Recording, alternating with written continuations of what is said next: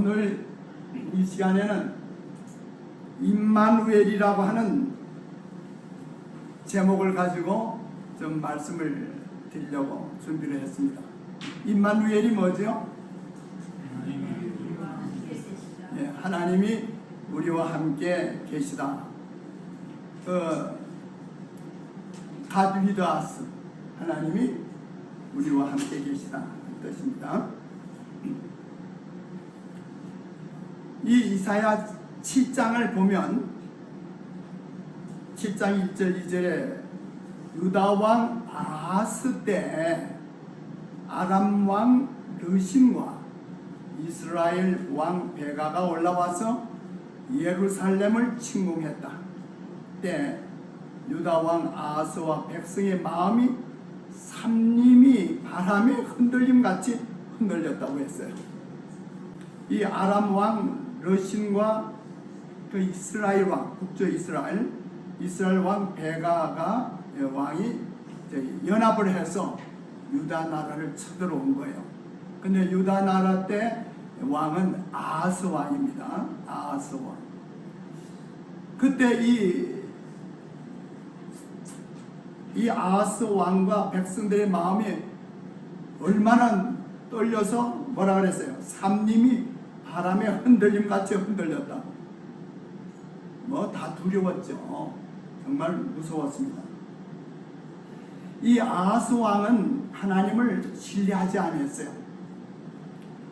이 북쪽 이스라엘의 왕들은 선한 왕이 하나도 없었어요. 근데 남방 유다는 그런 대로 선한 왕이 들어 있었어요. 그런데 아하스 왕은 하나님을 신뢰하지 않았고 그의 눈에는 자신의 왕국이 곧 무너질 것이라고 생각하게 되었어요. 그래서 열왕기 하에 보면 열왕기 하 16장에 보면 이 유다 왕 아하스는 아수르에게 친선 정책으로 아수르의 도움을 얻기 위해 디글랏 빌레셀에게 이 성전에서 또 자신의 궁전에서 그 금들 아주 귀한 보물들을 다 모아가지고 아수르에게 조공을 바쳤어요. 그 당시에 이제 아수르가 제국 신흥 제국으로 이제 등장 뜰 때예요. 이제 이 아스리아 다음에 이제 바벨론 제국이 이제 등장을 하죠. 그 전에 아스리아가 이제 강대국으로 이제 이게 하니까 이제 아람 왕과 북쪽 이스라엘 왕 베가가 이제 연합해서 이제 유다를 쳐들어오니까 이 아하스 왕은 하나님께 기도하지 않고 하나님을 신뢰하지 않고 누구를 위해 아스리아 나라를 아수르를 이제 좀 의지하려고 하는 거예요. 그래서 아수르 왕에게 하나님의 성전에 있는 자기 왕궁에 있는 보물뿐만 아니라 하나님의 성전에 있는 그 귀한 기명들 검은들을 다 모아가지고 이 아수르 왕에게 바치면서 저를 좀 도와주세요. 내가 지금 좀 이 아람 왕과 이스라엘이 쳐들어와서 지금 아주 두렵습니다. 이렇게 하는 거예요.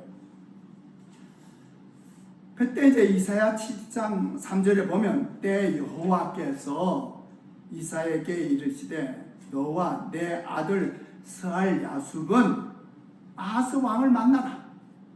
그에게 이르기를 너는 상가며 종용하라. 아람 왕 르신과 르말리아의 아들이 심히 노할지라도 그들은 연기나는 불타다 남은 부직갱이 같이 될 것이다.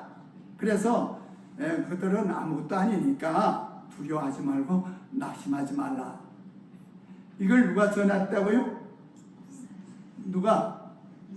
이사야 선지자가 하나님의 명을 받아서 이제 아하스 왕에게 말하기를 왕이시여 그 아람 왕 두려워하지 마세요. 저 불타나면 부직갱이 같은 거예요. 두려워하지 마십시오. 그렇게 했어요. 그런데 이사야가 누구하고 같이 갔어요? 이사야 선지자는 누구하고 같이 갔다고요? 아들하고 같이 간 아들 이름이 뭐예요? 생소하죠? 스알 아슈. 이사야는 기억하기 좋은데, 그래 이제 이사야 8장 18절에 보면 보라 나와 및 여호와께서 내게 주신 자녀들이 내 아들이 이스라엘 중에 징조와 예표가 되었나니 이는 시온산에 계신 만군의 여호와께로 말미암은 것입니다. 이제 이사야 선자가 말하는 거예요. 하나님께서 저와 내 아들을 하나의 징조와 예표로 삼으시려고 합니다. 그래, 그게 무슨 말일까? 이사야 선자하고 그의 아들 스알 아슈비 무슨 그 구원의 징조나 예표가 될까 하는 겁니다. 이사야 선자의 이름의 뜻이 뭐예요? 네, 여호와는 구원이시라. 이름 좋죠? 그 엘리야, 뭐 이 야는 하나님이라는 뜻이에요. 하나님. 그러니까 이사야는 여호와는 구원이시다. 그런데 그의 아들 스알 야숲의 이름은 뭐예요? 남은 무리가 돌아올 것이다. 남은 무리가 있다는 거예요. 우리 이 성경에 남은 무리에 대한 신학적인 그 교리가 아주 굉장히 깊어요. 이 남은 무리. 남은 무리 하면 뭐가 또 기억나요? 예? 계시록 12장 17절에 뭐예요? 여인의 남은 자손, 남은 무리예요. 그래서 이 남은 무리는 마지막 이 인류의 역사가 끝날 때까지 남은 무리가 있는 거예요. 그런데 하나님께서는 이사야와 그의 아들을 통해 아하스 왕과 그의 백성들에게 징조로 삼으신다. 그 말이에요. 그러면 무슨 말일까? 이사야 7장 9절로 11절을 보면 만일 너희가 믿지 아니하면 정령이 굳게 서지 못하리라 하셨다 할지니라. 여호와께서 또 아하스에게 일러 가라사대 너는 네 하나님 여호와께 한 징조를 구하되 깊은 데서든지 높은 데서든지 구하라. 하나님께서 선자를 통해서 아하스 왕에게 너를 구원해 줄 하나 징조를 좀 구하라. 그래요. 여러분 그 성에 보면 그런 징조를 구한 사람이 있었던가요? 혹시 기억나세요? 기도원. 참 기도원이죠. 기도원이 어떻게 했어요? 하나님 저를 통해서 제가 저 백성들 바다 모래 같은 저 사람들을 어떻게 싸웁니까? 하나님이 저와 함께 하신다는 징조를 주세요. 그럼 뭘 구했어요? 예? 뭐 양털이 뭐 어떻게 해요? 예, 다른 양들은 괜찮은데 한 양의 양털이 적게 해달라. 그러니까 그렇게 이루어졌어요. 그러니까 그걸 또 못 믿어가지고 이번에 뒤바꿔가지고 해달라고. 근데 하나님께서는 그 징조대로 다 이루어졌고 기도원 300명이 결국은 승리했으니까 그 같은 맥락으로 아하스 왕에게 내가 너를 구원할 테니까 구원하는 너 어떤 표를 원하느냐? 그 어떤 징조를 원하느냐? 그 징조 구해봐라. 깊은 바다 깊은 데 있는 뭘 예를 들든지 높은데 뭐 하늘이든 네가 어디든지 어떤 징조를 하나 구해봐라. 하나님께서 너를 구원해 주시겠다는 거예요. 너와 내 백성을 구원하시겠다는 거예요. 하나님께서는 아하스의 믿음을 키워주시기 위하여 이 같은 제안을 하셨어요. 연약한 자들과 편견이 있는 자들에게 확고한 믿음을 심어주기 위한 목적으로 종종 이 같은 징조들이 주어집니다. 하나님께서는 예수님께서는 이 마지막 때를 위하여 우리를 위하여 징조를 주셨어요. 오늘 그 징조에 대한 얘기는 할 시간이 없겠지만 하나님께서는 징조를 주셔요. 징조. 그런데 이사야 7장 12절에 아하스가 가로되 나는 구하지 아니하겠나이다. 나는 여호와를 시험치 아니하겠나이다. 이 말은 그럴듯해요. 성경에 보면 하나님을 뭐 하지 말라고 그랬죠? 시험치 말라고. 예수님도 그랬잖아요. 그 마귀가 예수님께 말하기를 이 성전 꼭대기에서 뛰어내리라. 내리려면 성경에 그랬지 않느냐? 천사가 너를 받들어서 발을 부딪히지 않겠다 그러지 않았냐? 그래서 만약 당신이 그렇게 해서 다치지 않고 그 높은 데 떨어져 멀쩡하면 백성들 와 하고 당신 믿지 않겠습니까? 예수님 뭐라고 했어요? 주 너희 하나님을 마지 말라. 시험치 말라. 그런데 이 아하스 왕은 끝에 나는 하나님을 시험치 않겠습니다. 어떻게 보면 괜찮은 말 같은데 그 전에 있는 말이 있잖아요. 나는 하나님께 도움을 구하지 않겠나이다. 구하지 않겠나이다. 이런 상황이 옛날 아하스와 그 백성들에게만 있는 게 아니라 오늘날 우리의 생애 가운데서도 일어날 수 있다는 얘기입니다. 어떨 때 내가 감당치 못할 어떤 어려움이 내 생애에 닥쳐옵니까? 닥칠 때 있습니까? 없습니까? 그럴 때 하나님은 뭐라고 하셔요? 우리를 불쌍히 여기시죠. 여인이 어떻게 그 젖먹이를 잊어버리겠느냐? 그들은 혹시 있을지라도 나는 뭐하지 않겠다? 나는 너희를 잊지 않겠다. 너희의 모든 사정이 내 앞에 숨겨져 있지 않다. 그래서 우리가 어떤 문제를 닥칠 때나 내가 감당하지 못할 일이 닥칠 때는 누구에게 구하라? 하나님께 구할 수밖에 없잖아요. 하나님께 구해야 되잖아요. 그런데 야하스 왕은 뭐라고 그래요? 나 구하지 않겠습니다. 이 종종 말해요. 너무 피곤하고 어떨 때 내가 너무 상심되면요. 어떤 경우에는 사실 기도하기도 힘들 때도 있어요. 맞습니까? 그러나 그때마다 내 마음을 다시 겸손하게 사로잡아서 하나님께 뭐 해야 돼요? 굴복해요. 하나님께 무릎 꿇고 하나님 저를 구원해 주세요. 아하스는 믿기를 거절했어요. 그는 믿기를 원치 않았으며 또한 자신이 믿는데 도움을 줄 수 있는 것도 원치 않았습니다. 그는 그의 정책을 이미 확정했죠. 누구에게 도움을 구했어요? 아시리아 왕에게. 아시리아 왕에게 그 많은 기둥 검들을 다 갖다 바치면서 나를 도와달라고 인간을 믿는 거예요.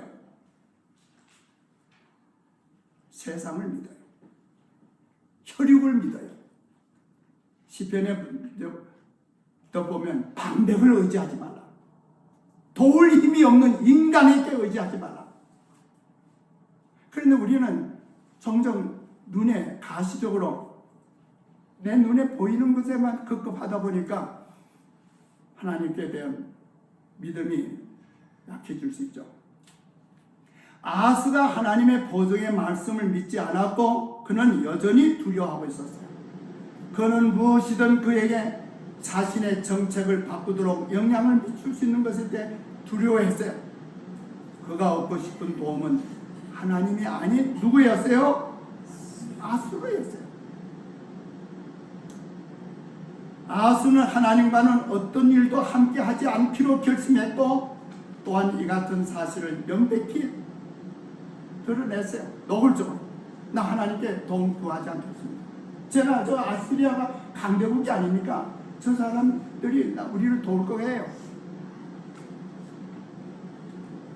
다 같이 읽읍시다. 시작. 믿음이 없이는 기쁘시게 못하나니 하나님께 나아가는 자는 반드시 그가 계신 것과 또한 그가 자기를 찾는 자들에게 상 주시는 이심을 믿어야 할지니다. 아멘. 히브리 11장 6절에 있는 말씀. 히브리 11장은 믿음장이죠. 믿음이 없이는 하나님을 기쁘시게 하지 못해요.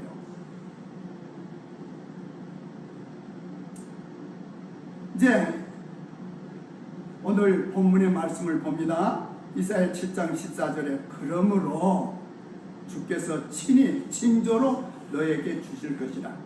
보라 처녀가 잉태하여 아들을 낳을 것이요 그 이름을 뭐라? 임마누엘이라 하리라. 여러분 우리가 이런 성경절 하나하나 말씀을 볼 때 그 배경에 대해서 깊이 성찰을 해야 돼요. 어떤 상황에서 이런 말씀이 나왔는가? 자, 하나님께서 아하스 왕에게 구원의 징표로 징조, 예표를 구하라고 그랬죠. 그랬더니 아하스 왕이 뭐라고 그래요? 나 구하지 않겠습니다. 그러니까 그래, 그럼 네가 안 구하면 내가 너에게 징조를 주리라. 그래서 아하스 왕이 요청해서 말씀하신 게 아니라 하나님이 일방적으로 그래, 너희들은 그래, 너 하고자 하는 대로 할 수밖에 없구나. 그러나 난 너희들에게 가장 중요한 징조를 주겠다. 그 징조가 바로 뭐예요? 처녀가 아들을 낳을 것이다. 그 아들의 이름이 뭐라고요? 임마누엘. 하나님이 함께 하시겠다. 자, 이사야 8장 7절 8절을 보니까 주 내가 흉영하고 창이란 큰 하수 곧 아수르 왕과 그의 모든 위력으로 그들 위에 덮을 것이라. 그 모든 골에 차고 모든 언덕에 넘쳐 흘러 유다에 들어와서 참이라고 목에까지 미치리라. 그 다음에 무슨 말이 나와요? 임마누엘이여 그의 표는 날개가 네 땅에 편만하리라. 참 이 말씀이 보면 말이에요. 이 아하스 왕과 유대 나라에게 그 아람 왕이 쳐들어야 온 것을 하나님이 뭐 하지 아니하시면, 하나님이 허락지 아니하시면 일이 일어나지 않죠. 근데 하나님께서 필요에 의해서 허락을 하시는 거예요. 맞습니까? 우리 생애 가운데, 인생 가운데 어려운 일이 닥치는 것, 하나님이 뭐 하시는 거예요? 허락하시는 거예요. 뭘 위해서? 우리의 유익을 위해서. 그럼에도 불구하고 하나님은 뭐라고 했어요? 감당치 못할 시험은 뭐 하지 않으셔요. 그러니까 내게 큰 어려움이 오면 하나님이 나를 큰 믿음 주시려고 하는갑다. 아멘 하시기 바랍니다. 네. 그래서 이제 이 아수르 왕이 쳐들어오는 것에 이제 하나님께서 일을 이루시는 거예요. 도움을 구하려고 했던 아하스 왕이 도움을 구하려고 했던 아수르가 이제는 대적이 돼서 도로 유대나라를 쳐들어오는 거죠. 얼마나 위급한가? 이 아수르가 쳐들어오는 걸 강물이 넘치는 거로 이렇게 성경에는 강물로 이렇게 나타냈어요. 그래서 이 강물이 점점 불어나가지고 그 홍수가 어디까지 와요? 이 홍수로 어려움 당하는 데가 종종 있잖아요. 목에까지 와요. 이제 아유, 이제 코에만 물이 올라오면 어떻게 돼요? 죽죠. 절박한, 아주 이제는 어떻게 방법이 없는 정도로 됐을 때, 그때 또 누가 나타나요? 그때 임마누엘이 오신다는 거예요. 임마누엘이 누구예요? 아니, 이름의 뜻이 뭐예요? 하나님이 오신다. 근데 날개가 내 땅에 편만하리라. 옛날 고대 나라에서는 이렇게 부조해 놓은 것들이 많아요. 그런 거 보면 또 뭐 이렇게 해놓은 거 많은데 날개를 크게 이렇게 해놔요. 왜 그래요? 그 나라의 위세를 나타내는 거예요. 위세로 날개가, 어떨 때는 독수리의 날개죠. 임마누엘이 큰 날개를 펴리라. 그러니까 아수르가 쳐들어오더라도 하나님께서 말이라, 너의 보호 날개를 펼쳐서 너희를 구원하리라. 임마누엘이 오실 것이다. 아하스 자신의 거부에도 불구하고 여호와께로부터 그에게 한 징조가 주어질 것이었다. 하지만 이 징조는 그가 선택한 징조가 아닌 여호와께서 선택하신 징조가 될 것이었습니다.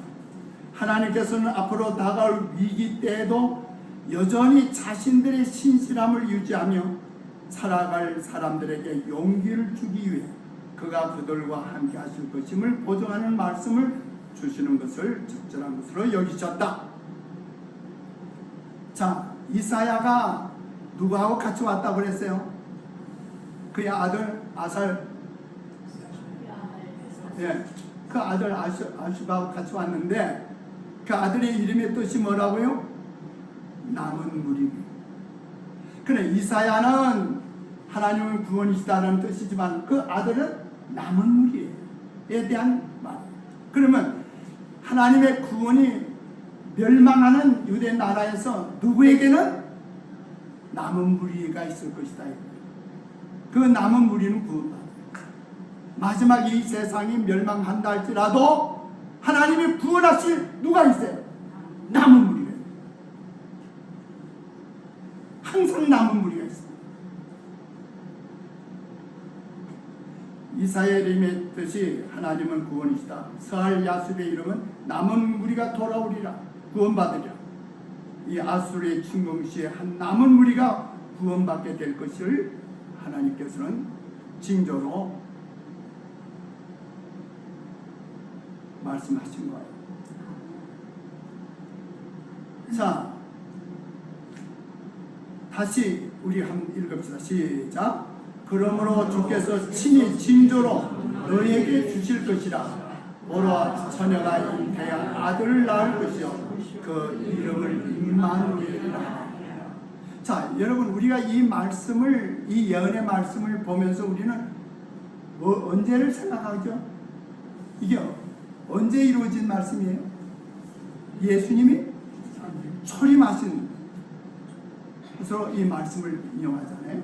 그러면 이제 하나님의 구원이 아하스 왕이 징조를 원하지 않았지만 하나님은 일방적으로 그래, 너는 구하지 않더라도 나는 징조를 주리라. 그것은 임마누엘이다. 임마누엘이 올 것이다. 임마누엘이 태어나신 거죠. 그것은 장차 하나님께서는 당신의 백성들을 구원하시기 위해서 당신의 아들을, 누구를, 예수님을 보내실 것을, 이 놀라운 징조를 말씀하신 거예요. 그래서 이 이사야 7장 14절은 이 구속사에서 굉장한 예언이에요. 맞습니까? 미가서 5장 2절에는 뭐 했어요? 유다 땅 베들레헴아, 너는 유다 고을 중에 가장 작을지라도 이스라엘 다스릴 왕이 나올 거라고 하는 구세주가 탄생할 베들레헴에 대해서는 미가서가 말씀했지만 예수님의 임마누엘로 오실 예수님에 대해서는 이사야 7장 14절에 주신 것입니다. 여기서 말하는 징조는 히브리어에서 징조, 표, 기호, 생각나게 하는 것으로 구약에서는 언약의 무지개, 안식일, 또 문설주에 뿌려진 유월절 양의 피 등에서 이 같은 단어가 사용됐어요. 이 말씀은 이러한 징조를 볼 때, 이러한 예표를 볼 때 우리에게는 영적 진리를 깨닫게 하십니다. 그래서 임마누엘, 그 마리아가 아기 예수를 태어나셨는데 그 아기가 임마누엘이다 할 때 우리는 이 예수 그리스도, 아기로 태어난 예수 그리스도를 생각하면서 보면서 우리는 큰 영적 구원의 진리를 깨달아야 돼요.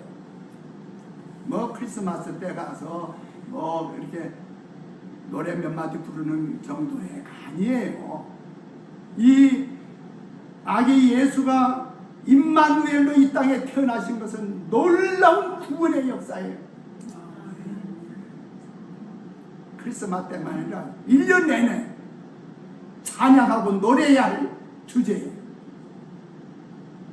징조의 핵심은 그것을 받는 사람들이 실제로 그들의 눈으로 그것을 봄으로 믿음의 눈이 떠져서 하나님의 뜻을 깨닫고 그분의 약속들을 굳게 붙잡도록 하는 데 있는 거예요.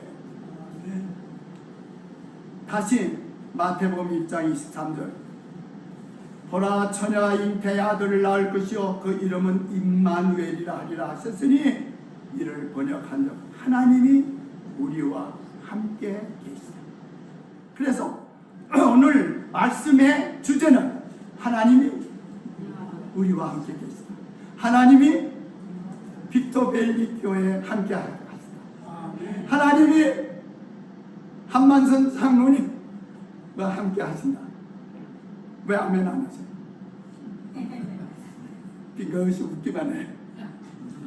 듣기는 좋은가 봐요. 네? 하나님이 우리 진성희 집사님과 함께 하신다. 네, 그렇게 나오셔야 돼. 우리 빅토베일 교회 훌륭한 석이에요. 마태가 이 예언에 대해 언급하고 있는 것으로 보아 이 예언이 또한 장차 오실 메시아를 가리키고 있었음이 분명하죠.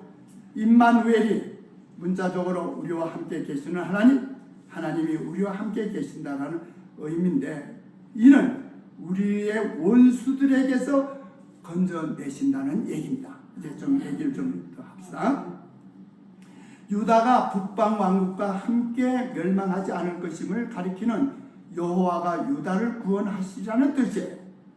이사야는 남은 무리가 돌아올 것이다 라는 의미에서 설 야숲의 이름과 마찬가지로 임마누엘이라는 이름은 하나님 자신이 정하신 하나의 구원의 징조였어요. 임마누엘이라는 징조는 하나님의 그의 백성을 인도하고 보호하고 복주시기 위해 그들과 함께 하실 것임을 정언하는 말씀이에요. 하나님이 나와 함께 하신다는 말씀 뭐예요? 하나님이 나를 보호하시고 하나님이 나를 복주시고 하나님이 나를 인도하신다. 내 생애를 인도하신다는 거예요. 다른 나라들이 패하여 몰락할 때에도 유다는 여전히 보존될 것이었습니다. 북방 이스라엘이 멸망할 때에도 유다는 살아남을 것을 말씀하신 거예요. 에레미야 47장 2절에 보면 그 말씀을 이해하기에 좋은 말씀이 나오죠. 여호와께서 이같이 말씀하시되 보라, 물이 북방에서 일어나 창이라는 시내를 이루어 그 땅과 그 중에 있는 모든 것과 그 성읍과 거기 거하는 자들을 음몰시키리니 사람들이 부르짖으며 그 땅 모든 거민이 애곡할 것이라. 그래서 아수르의 하수가 그 당시에 그 당대 그곳에 물이 넘쳐요. 그래서 모든 민족들이 그 당시에 여러 민족들이 물에 다 잠겨버리죠. 다 엄물돼요. 그런데 누구는 엄물되지 않으리라? 유다 나라는. 그 징조 주시잖아요. 유다 나라는 구원을 받을 것이다. 닥쳐올 유다에 대한 아수르의 침공은 물이 강둑에 넘쳐서 주변의 마을을 침수시키는 것으로 묘사되었다.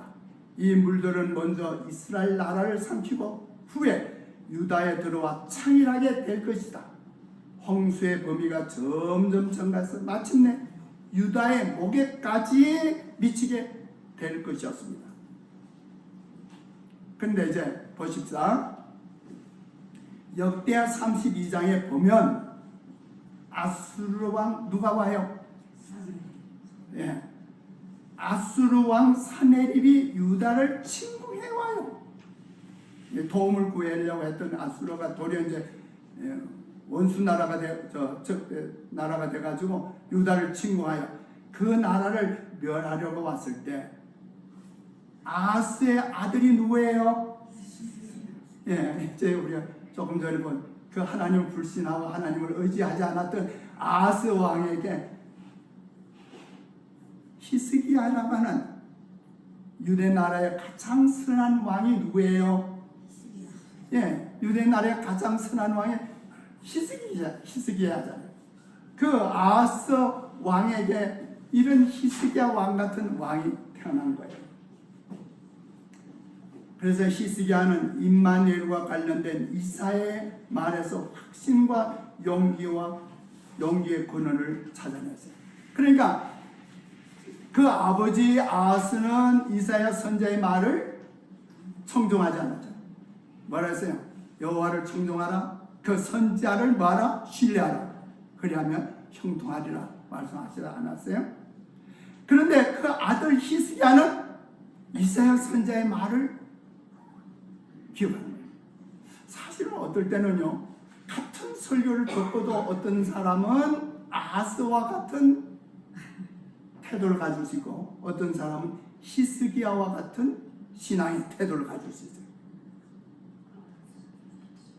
히스기야는 예루살렘 사람들의 용기를 북돋아주기 위한 자신의 기별에서 그는 말하기를 역대하 32장 7절 8절 다 같이 읽읍시다. 시작. 너희는 마음을 강하게 하여 담대히 하고 아수르 왕과 그 쫓는 온 무리로 인하여 두려워 말며 놀라지 말며. 와, 히스기야 왕이 백성들에게 말해요. 마음을 강하게 하시오. 아수르 왕과 그 무리들에 대해서 두려워하지 마시오. 놀라지 마시오. 히스기야가 어떻게 그런 믿음이 있었죠? 김영국 장모님, 히스기야가 어떻게 그런 믿음이 있는 말을 할 수 있었어요? 그는 하나님을 신뢰해요. 선지자를 신뢰하고 선지자의 말을 하나님께서 선지자를 통해서 주신 말씀을 신뢰했어요. 그 다음에 뭐라 그랬어요? 우리와 함께하는 자가 저와 함께하는 자보다 크니 저와 함께하는 자는 육신의 팔이요 우리와 함께하는 자는 우리의 하나님 여호와시라. 반드시 우리를 도우시고 우리를 대신하여 싸우시리라 하며 백성이 유다 왕 히스기야의 말로 인하여 뭐하더라? 오늘 우리가 참 믿음이 있을 때, 이 한 가장이 믿음이 있을 때 그 가정이 안심해요. 맞아요? 아버지가 믿음이 없어요. 조그만 어려움을 당해도 그냥 불평하고 그냥 짜증내고 화내고 막 그러면 집안이 불안하죠. 맞아 안 맞아요? 네. 히스기야가 이렇게 말을 했어요. 그 다음에 열왕기하 19장 14절 19절에 보면 히스기야가 사자의 손에서 편지를 받아보고 어디로 올라가요? 여호와의 전에 올라가서 그 편지를 여호와 앞에 펴놓고 그 앞에서 기도하여 가로되 그룹들 위에 계신 이스라엘 하나님 여호와여, 주는 천한 만국의 홀로 하나님이시라. 주께서 천지를 창조하지 않으셨습니까? 히스기야 왕이 그런 믿음이 저절로 생기는 게 아니죠. 그는 그 아수르 왕이 보낸 편지를 보고서 그 편지를 가지고 어떻게 했어요?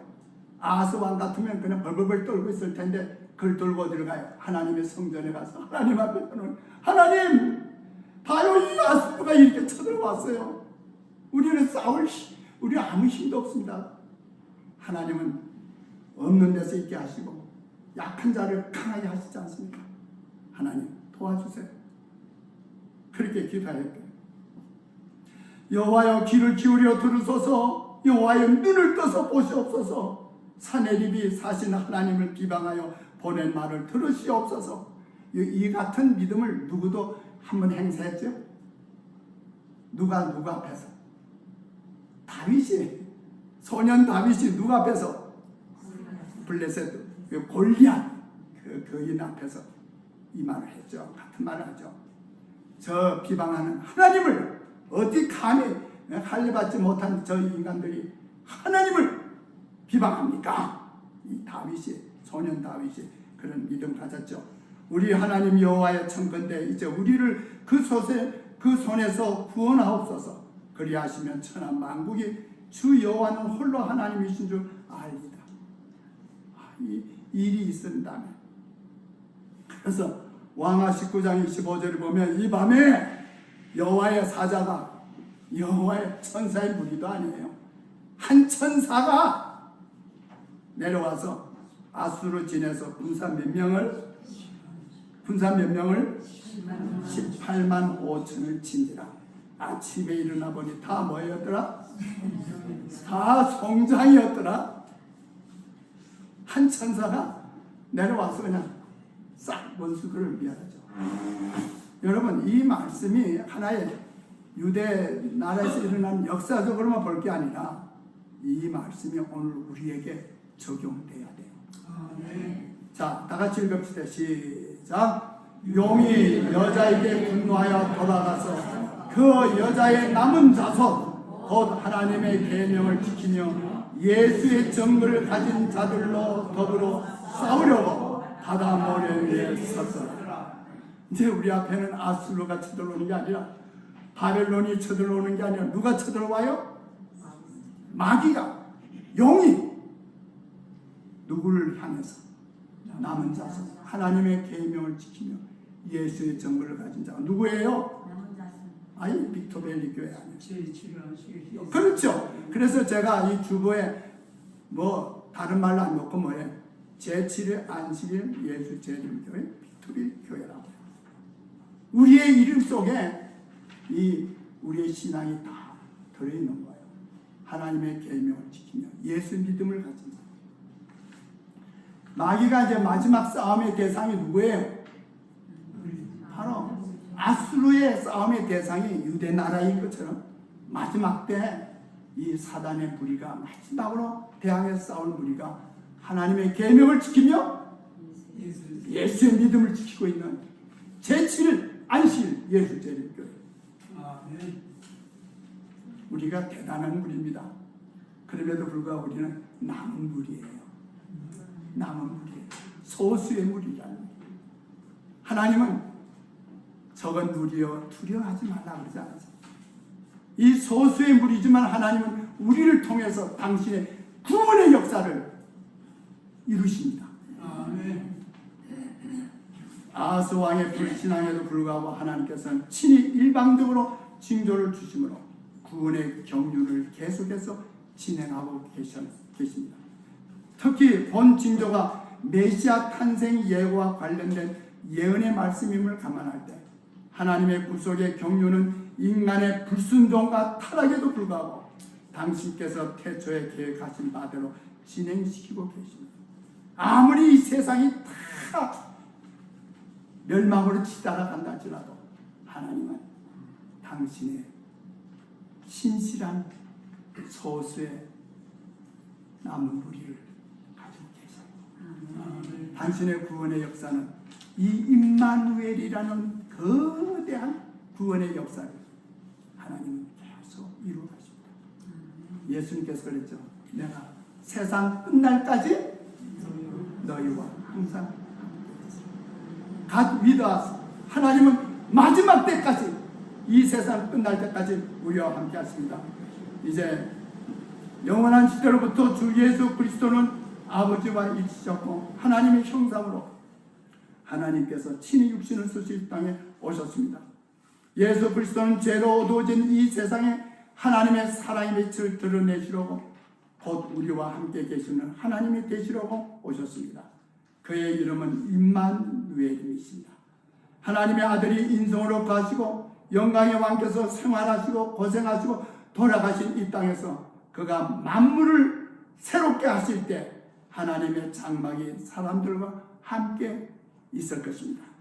계시록 21장 3절 다시 읽고 읽읍시다. 시작. 내가 들으니 보좌에서 큰 음성이 나서 가로되 보라 하나님의 장막이 사람들과 함께 있으니 하나님이 저희와 함께 거하시리니 저희는 하나님의 백성이 되고 하나님은 친히 저희와 함께 계셔서 모든 눈물을 그 눈에서 씻기심에 다시 사망이 없고 애통하는 것이나 곡하는 것이나 아픈 것이 다시 있지 아니하리니 전 것들이 다 지나갔습니다. 아멘. 할렐루야. 하나님의 축복과 은혜가 우리 빅토벨리 교회 성도들에게 귀하게 해주시길 간절히 축원합니다. 아멘.